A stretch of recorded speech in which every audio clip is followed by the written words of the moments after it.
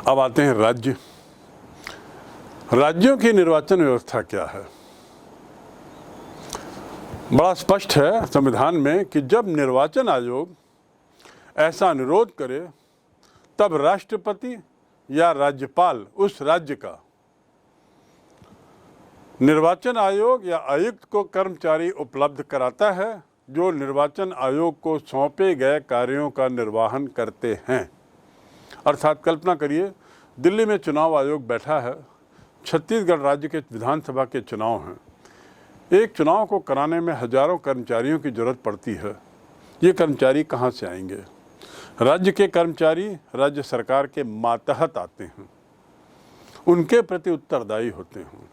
पर संविधान में प्रावधान किया गया है कि ऐसी स्थिति में यदि चुनाव आयोग अनुरोध करेगा तो उस राज्य के राज्यपाल या राष्ट्रपति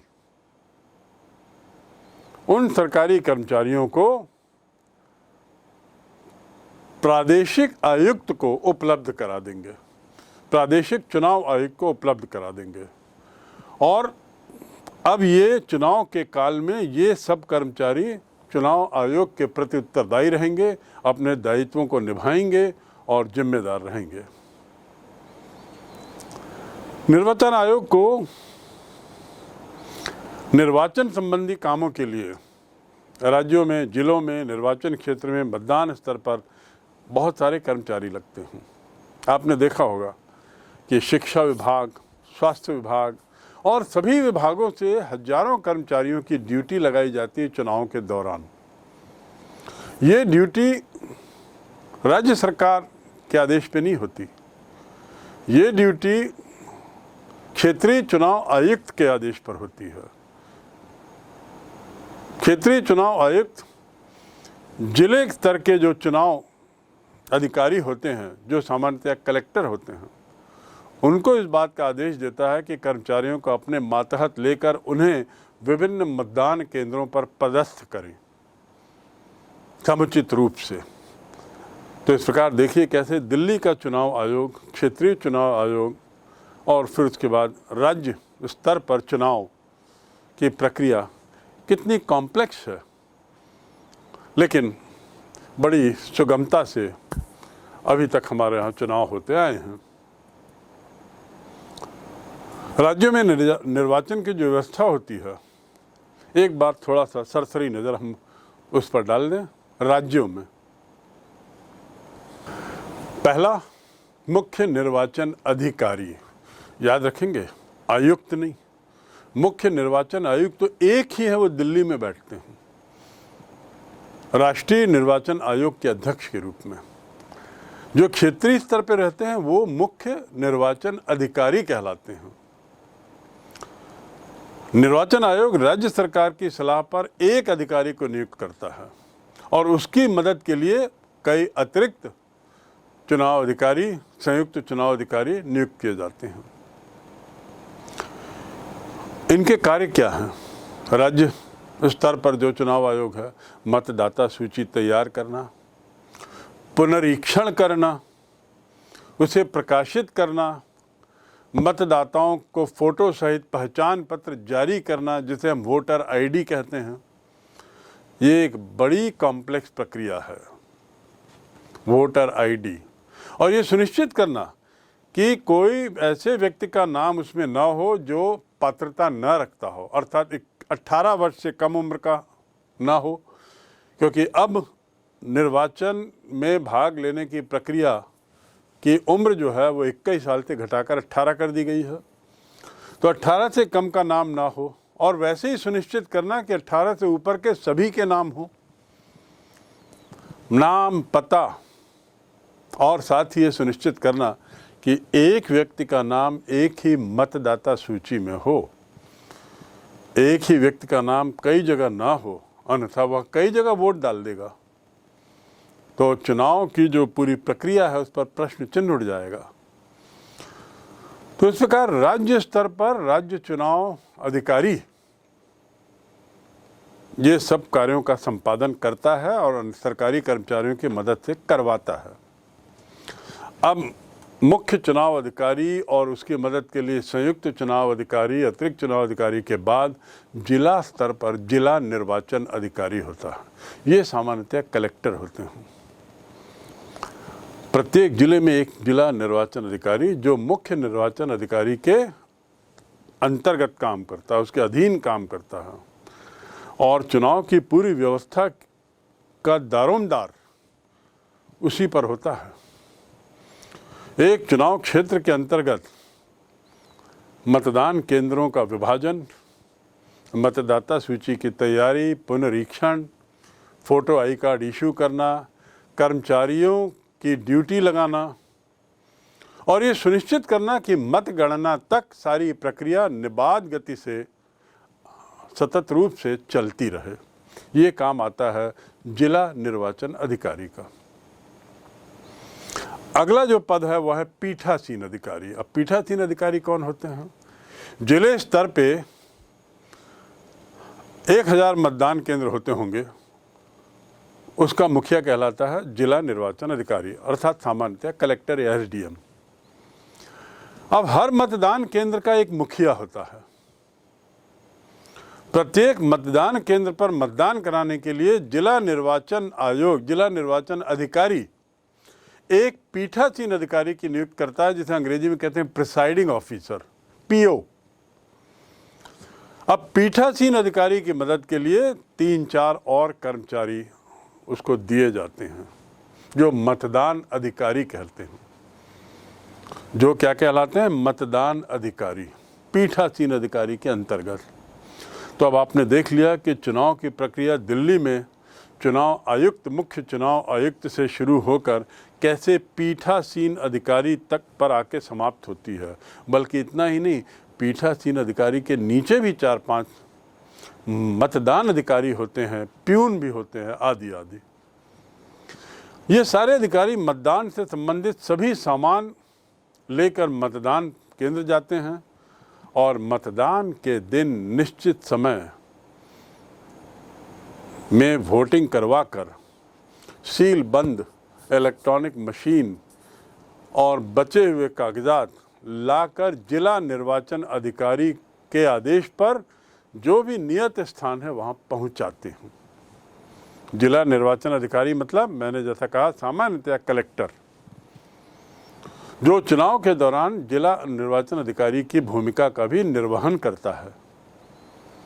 उसको जैसा आदेश देता है वैसे मतदान अधिकारी या पीठासीन अधिकारी इलेक्ट्रॉनिक वोटिंग मशीन, अन्य कागजात, जरूरी जो साक्ष्य हैं, एविडेंसेस, उनके साथ वो निर्दिष्ट स्थान पर जाकर ये सब सामान जमा कर देता है। चुनाव संबंधी, चुनाव से जुड़े हुए अधिकारियों की हायरार्की को समझने के बाद अब हम आते हैं उनकी शक्तियां क्या है ये जाने। चुनाव आयोग के लिए जरूरी है कि उसके पास, उसकी सफलता के लिए, कि उसके पास कार्य शक्तियां हों,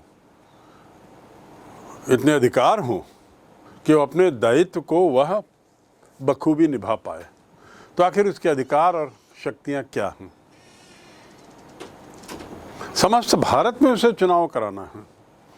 लोकसभा के चुनाव, राज्यसभा के चुनाव, राष्ट्रपति, उपराष्ट्रपति और विधानसभा, विधानमंडल। आपको लग रहा होगा कि प्रधानमंत्री का चुनाव नहीं करते, सबके नाम दिए हुए पर प्रधानमंत्री का चुनाव। इसका उत्तर आपको स्वयं खोजना होगा, क्योंकि अन्य अध्याय में इसका जिक्र किया जा चुका है कि प्रधानमंत्री का चुनाव कैसे होता है। तो यहाँ पर वह पृष्ठ पेषण ही होगा मेरे द्वारा, इसलिए आप इसे स्वयं इस प्रश्न का उत्तर निकालें कि प्रधानमंत्री का चुनाव कैसे होता है।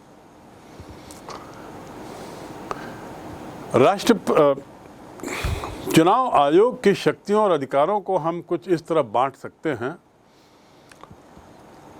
उनको इन शीर्षकों के मातहत हम उनका अध्ययन कर सकते हैं। जिसमें पहला है चुनाव क्षेत्रों का परिसीमन, अर्थात सीमांकन, जिसका मैंने जिक्र किया। सीमांकन में बहुत सी दिक्कतें, खासकर प्रारंभ में। लोकसभा में 550 सीट हैं, 540 सीटें हैं, उस समय 500 के आसपास थी। पूरे भारत को 500 भागों में बांटना, ये सुनिश्चित करते हुए कि लोगों की क्षेत्रीय भावनाएं, भाषीय भावनाएं, धार्मिक भावनाएं, क्षेत्रीय भौगोलिक स्थितियां, जनसंख्या, ये सब के साथ न्याय हो सके, पूरे देश को लगभग 500 हिस्सों में बांटना एक बहुत ही बड़ा दूभर कार्य था। पर काम तो जरूरी था ही, क्योंकि सारी चुनावी प्रक्रिया की शुरुआत तो सीमांकन या परिसीमन से ही होती है।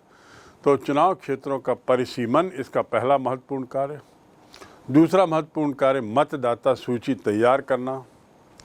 तीसरा, विभिन्न राजनीतिक दलों को मान्यता देना। कौन सा दल वास्तव में राजनीतिक दल कहलाएगा। चौथा, परिचय पत्र, वोटर आईडी कार्ड की व्यवस्था करना। पांचवा, राजनीतिक दलों और स्वतंत्र उम्मीदवारों को चुनाव चिन्ह देना।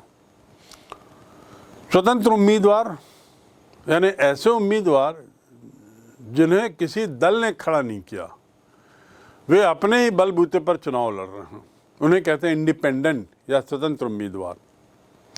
स्वतंत्र उम्मीदवारों का प्रावधान क्यों किया गया हमारे संविधान पे, इस पर कभी हम आगे जिक्र करेंगे। फिलहाल इतना समझ लें कि राजनीतिक दलों के उम्मीदवार और स्वतंत्र उम्मीदवारों को चुनाव चिन्ह दिया जाता है। अब ये चिन्ह क्यों दिया जाता है? जैसा मैंने बताया, 1950 में 85% जनता अशिक्षित थी। तो जो बैलेट पेपर होता है, चुनाव पत्र, जिसमें कैंडिडेट्स के नाम लिखे रहते हैं, 85% जनता नामों को पढ़ने में सक्षम नहीं थी, नहीं पढ़ पाती थी। तो ऐसी स्थिति में उन्हें ये सुविधा, उनकी सुविधा के लिए उन्हें चुनाव चिन्ह आवंटित किया गया सभी को, ताकि चिन्ह के आधार पर मतदाता चाहे शिक्षित हो या अशिक्षित हो अपना मत दे। किसी का चिन्ह दिया, किसी का चिन्ह साइकिल, किसी का चिन्ह घास, किसी का चिन्ह हाथी, किसी का चिन्ह बैल, पतंग आदि आदि।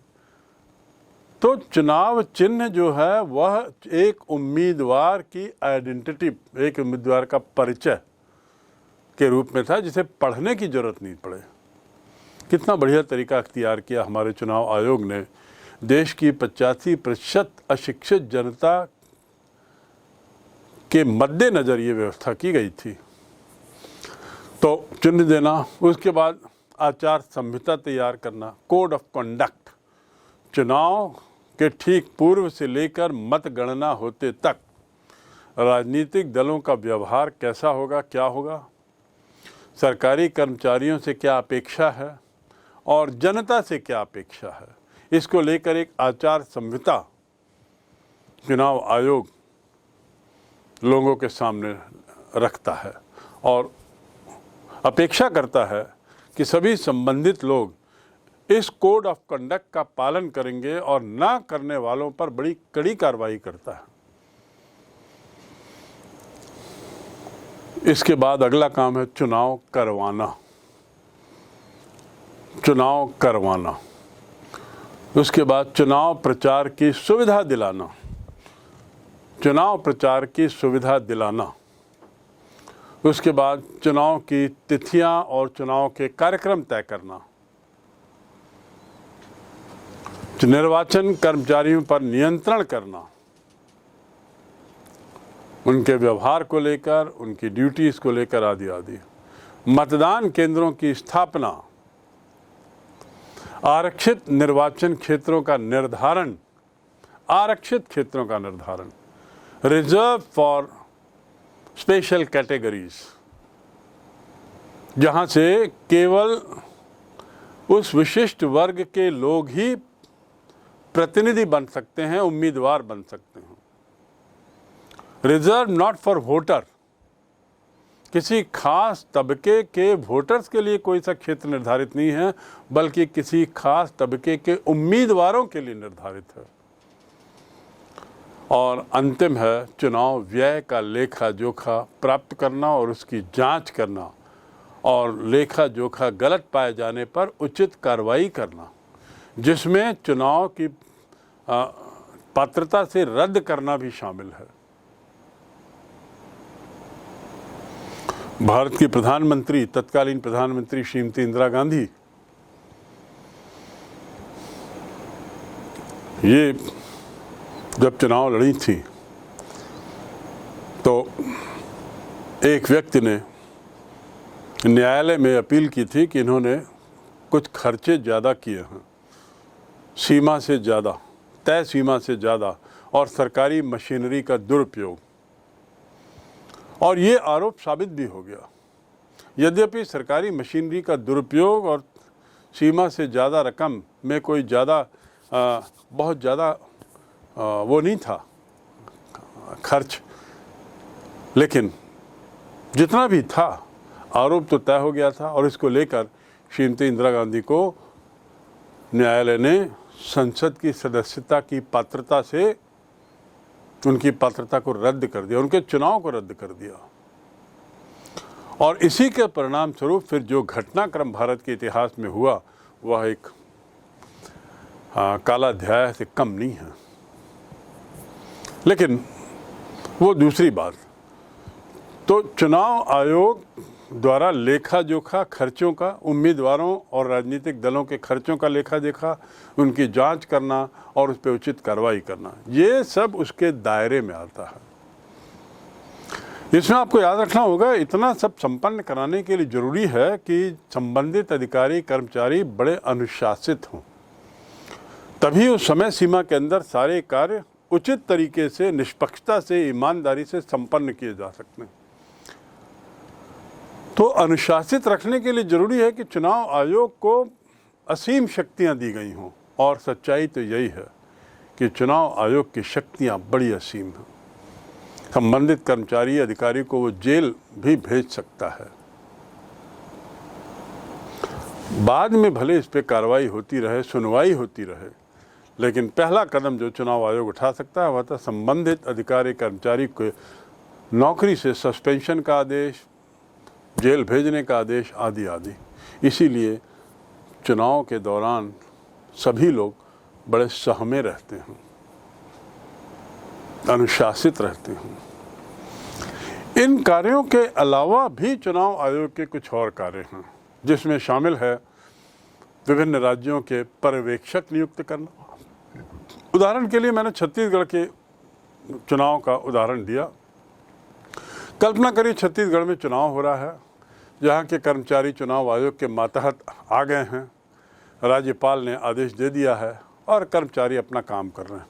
ये सुनिश्चित करने के लिए कि कर्मचारी किसी खास दल के लिए तो कार्य नहीं कर रहे हैं, किसी खास व्यक्ति के लिए तो नहीं कर रहे हैं, किसी तरह की विश्वसनीयता या निष्पक्षता पर प्रश्न चिन्ह तो नहीं उठ रहा है। दिल्ली का चुनाव आयोग पूरे देश से कुछ अधिकारियों को पर्यवेक्षक के रूप में इस राज्य में नियुक्त कर सकता है चुनाव काल के दौरान, और ऐसा करते समय उसे मात्र वहाँ के राज्यपाल या राष्ट्रपति की अनुमति की जरूरत होती है और कुछ नहीं। तो पर्यवेक्षकों की नियुक्ति, it's like an inspector, supervisor. ये लोग देखते हैं बस और रिपोर्ट करते हैं, अर्थात इनके द्वारा की गई रिपोर्ट की बड़ी अहमियत होती है। यदि इन्होंने रिपोर्ट कर दिया कि संबंधित अधिकारी या संबंधित क्षेत्र में चुनाव में गड़बड़ी पाई गई, तो वहाँ का चुनाव रद्द हो जाएगा, संबंधित व्यक्तियों पर कार्रवाई हो सकती है। पर्यवेक्षक बहुत महत्वपूर्ण है इस पूरी चुनावी प्रक्रिया में। दूसरा महत्वपूर्ण कार्य, चुनाव आयोग संसद या विधान मंडलों के सदस्यों के चुनाव के लिए उनकी अयोग्यताओं पर लगे प्रश्नों पर राष्ट्रपति और राज्यपाल को परामर्श देता है। कोई सदस्य चुना गया, चाहे वो राज्य की विधानसभा, विधानमंडल हो या केंद्र का संसद हो, चुनाव के बाद उनकी अयोग्यताओं पर यदि प्रश्न उठाया गया है और राज्यपाल या राष्ट्रपति को सूचित किया गया है, तो अपना दायित्व निभाते हुए चुनाव आयोग उस पर टिप्पणी करता है, इनकी अयोग्यताओं या योग्यताओं पर परामर्श देता है। तीसरा, चुनाव याचिका के संबंध में सरकार को परामर्श देना। कई बार ऐसा होता है कि पराजित दल या पराजित व्यक्ति विजयी दल या विजयी व्यक्ति के खिलाफ चुनाव आयोग के पास जाता है या न्यायालय जाता है और कुछ साक्ष्य भी दिखाता है। उस साक्ष्य की सच्चाई के आधार पर और खोजबीन के आधार पर यदि चुनाव आयोग का कुछ निष्कर्ष है, अपना स्वतंत्र निष्कर्ष, तो वह निष्कर्ष संबंधित राज्यपाल या राष्ट्रपति को देता है, सरकार को देता है। अगला जो दायित्व है उसका प्रादेशिक आयुक्तों की नियुक्ति के लिए राष्ट्रपति को परामर्श देना। उसके बाद अगला, चुनाव के दौरान होने वाली हिंसात्मक घटनाओं एवं मतदान केंद्रों पर कब्जे की शिकायतों की जांच करवाकर उचित निर्णय लेना। कई बार शिकायत आई है कि हिंसा हुई है किसी मतदान केंद्र में, जिससे भाग दौड़ हो गई, लोग भाग गए, मतदान की पेटियों के साथ छेड़छाड़ हुई, कई बार मतदान केंद्रों पर कब्जे की घटनाएं हुई। ऐसी स्थिति में यदि पर्यवेक्षक या पीठासीन अधिकारी, जिला निर्वाचन अधिकारी ये ऐसी रिपोर्ट भेजते हैं तो चुनाव आयोग यहाँ के चुनाव को रद्द कर सकता है, चाहे वह पूरे ज़िले के चुनाव को रद्द कर दे, पूरे एक निर्वाचन केंद्र के चुनाव को रद्द कर दे, या किसी एक मतदान केंद्र के। अपने विवेक पर वह निर्णय लेने के लिए सक्षम है। इन सभी कार्यों के अलावा भी निर्वाचन आयोग से यह अपेक्षा की जाती है कि समय समय पर वह चुनाव प्रक्रिया में सुझाव देता रहे, सुधार का प्रयास करवाता रहे, सरकार को अनुरोध करते रहे, नए जो सुधार के जो जरिए हैं, सुधार के जो रास्ते हैं, उस पर अग्रसर होने का प्रयास करवाता रहे। अब हमने चुनाव आयोग के बारे में पूरा जान लिया, उसका गठन कैसे होता है, उसकी महत्ता क्या है और उसकी शक्ति और अधिकार क्या हैं, और ये समझ लिया कि चुनाव आयोग ही वह संस्था है जो पूरे देश में चुनाव कराती। सरकार नहीं कराती, सरकार चुनाव नहीं कराती। सरकार चुनाव आयोग के आदेश पर कार्य करती है चुनाव संबंधी मामलों में। आप सोच सकते हैं कि चुनाव काल के दौरान चुनाव आयोग कितना शक्तिशाली हो जाता है, सर्वशक्तिशाली हो जाता है, और होना भी चाहिए, क्योंकि ये निष्पक्षता और ईमानदारी के लिए ज़रूरी है और अनुशासन के लिए ज़रूरी है। खर्च का अनुशासन, समय का अनुशासन, व्यवहार का अनुशासन इसके लिए आवश्यक है।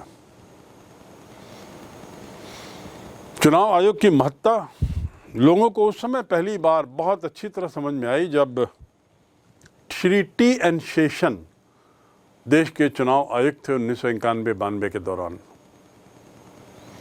टी.एन. शेषन ने जिस तरीके से चुनाव प्रणाली में घुसी हुई समस्त बुराइयों को आमूलचूल नष्ट किया और भारत के चुनावी माहौल में एक क्रांतिकारी बदलाव लाए, उसके लिए टी.एन. शेषन याद किए जाते हैं।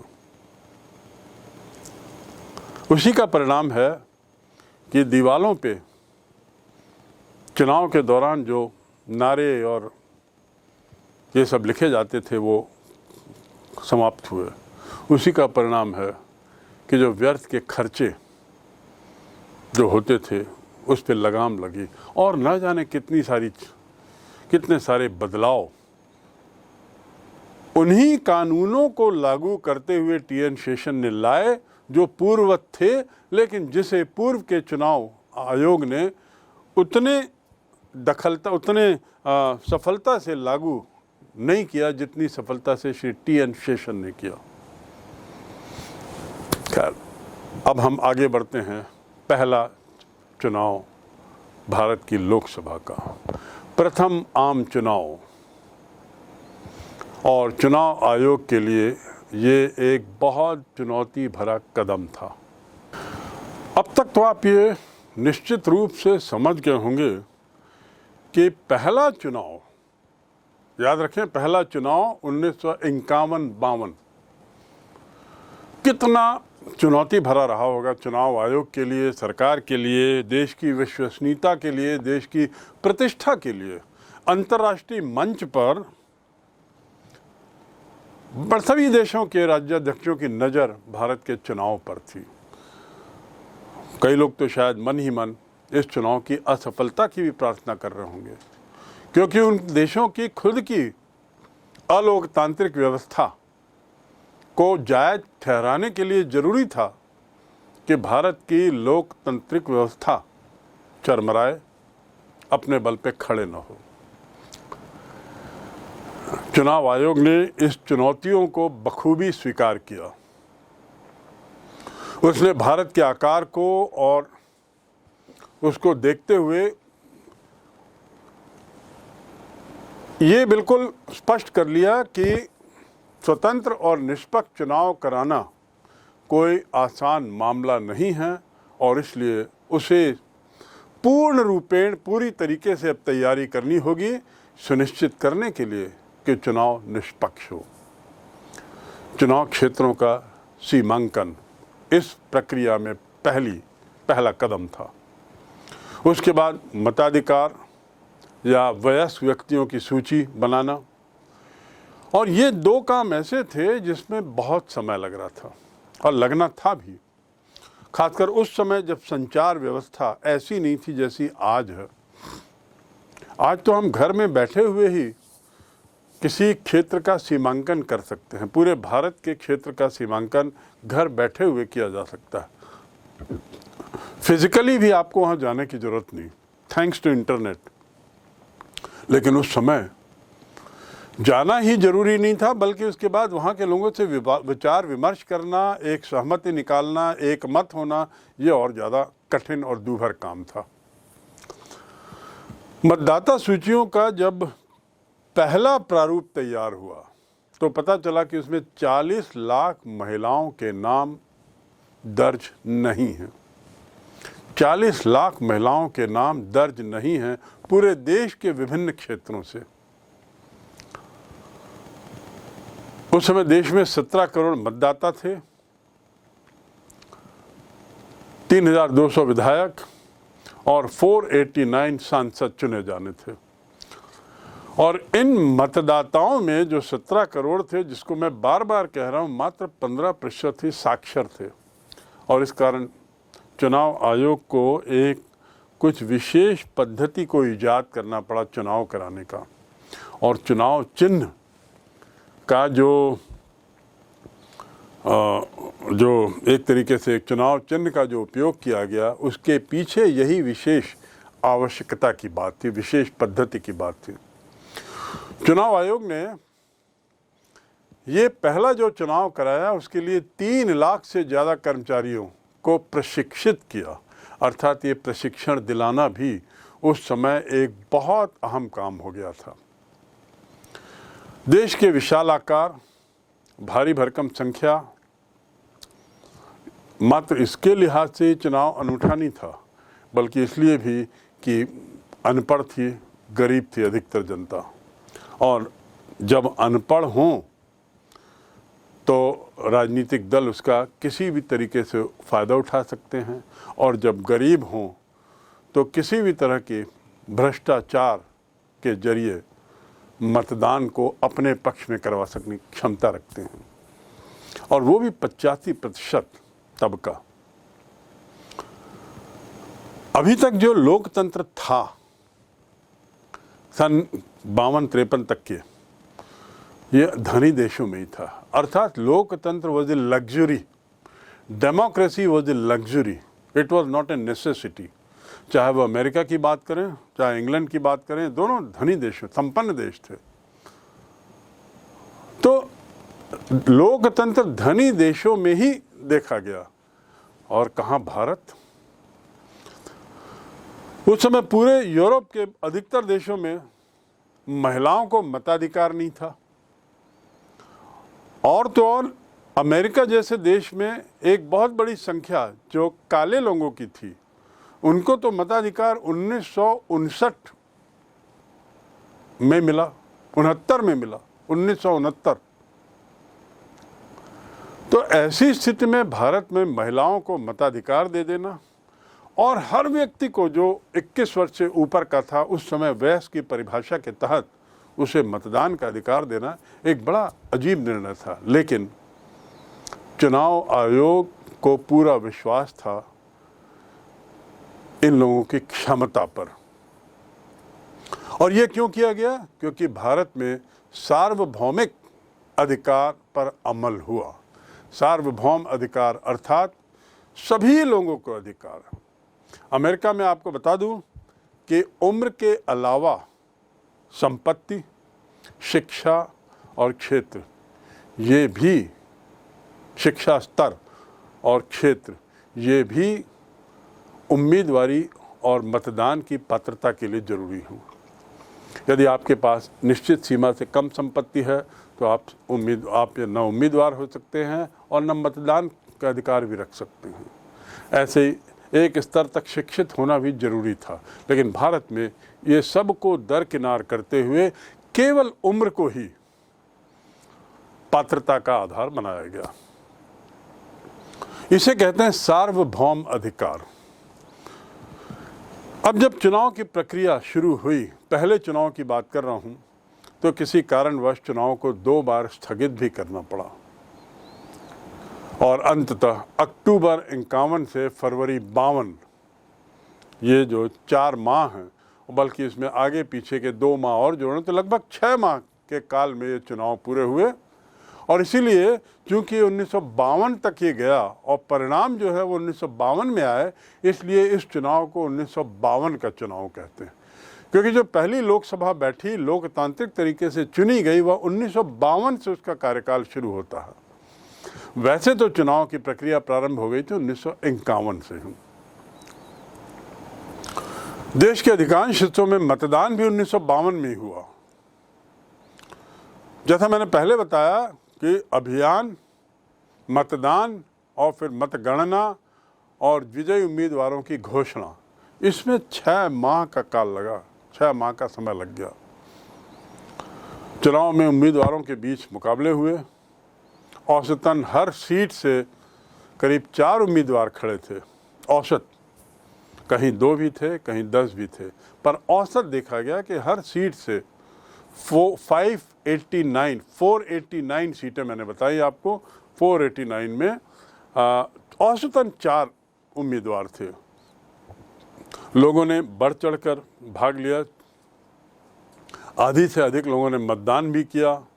चुनाव के परिणाम घोषित हुए और सबसे अहम बात ये कि हारने वाले उम्मीदवारों ने भी इन परिणामों को निष्पक्ष बताया।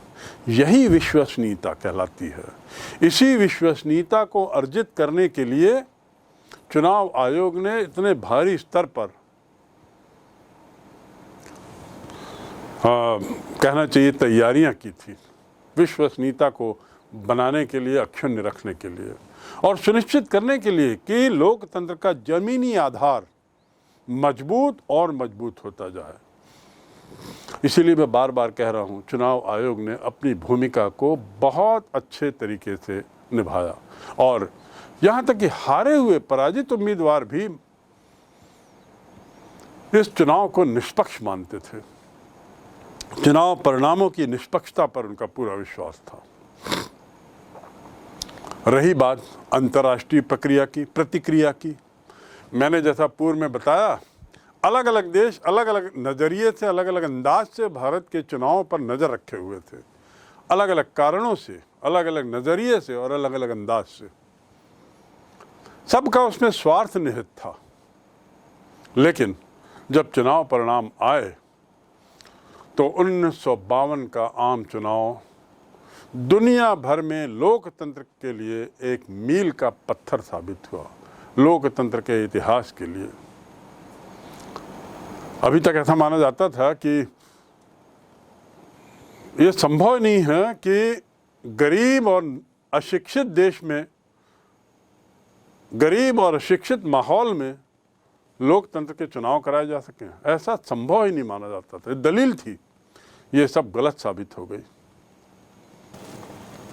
ये बात भी गलत साबित हुई